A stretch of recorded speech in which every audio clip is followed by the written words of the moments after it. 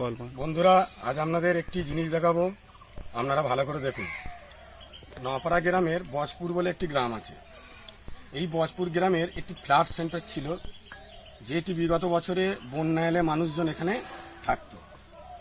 তা সেই ফ্ল্যাট সেন্টারটি এমনই অবস্থা এখন খুবই ভয়াবহ হয়ে আছে, বিপদের মুখে, যে কোনো মুহূর্তে ভেঙে পড়ে গেছে, পুরোটা ভেঙে পড়ে যেতে পারে। তার পাশেই আছে শিশু শিক্ষা কেন্দ্র, অঙ্গনওয়াড়ি কেন্দ্র। তা সরকারের কোনো ভূক্ষেপ নেই, বিগত বছর ধরে এরকম ধরেই পড়ে আছে। হ্যাঁ, বিল্ডিংয়ের বেশ কিছু ছাদ, বেশ কিছু ঘর, বেশ কিছু দেওয়াল ভেঙে পড়ে গেছে।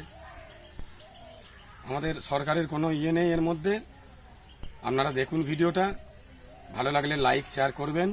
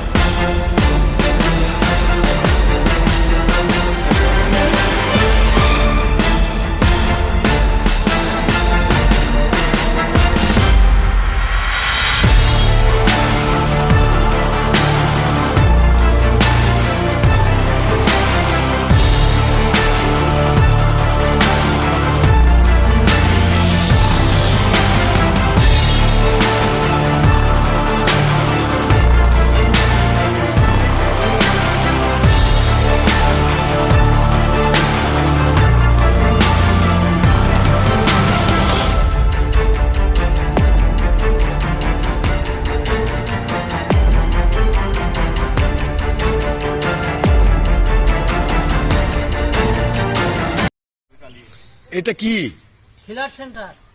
এটা কি হতো? এটা বন্যা ত্রাণ, বন্যায় লোক থাকার জন্য।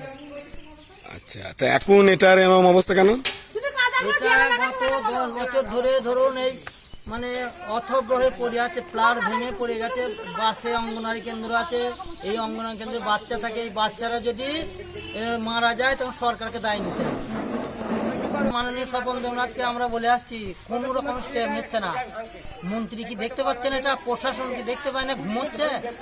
একের পর এক দিন চলে যাচ্ছে, 5 বছর 10 বছর চলে যাচ্ছে, কোনো ভাঙারও কোনো গল্প নেই, এটা তৈরি করারও কোনো গল্প নাই। একবার শুনলাম টাকা এসেছে, সে টাকা যে কোথায় আমরা জানি না।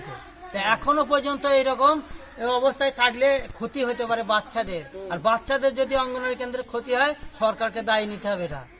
এটাই আমাদের কথা।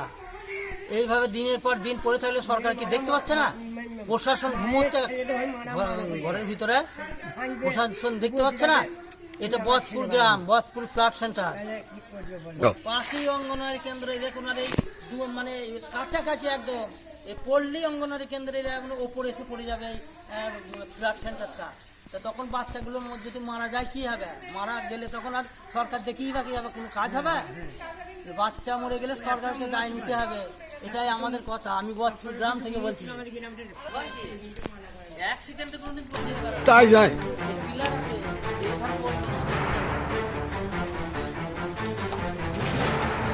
কিচ্ছু হয় না। এই পিলার কাটা পড়বে না।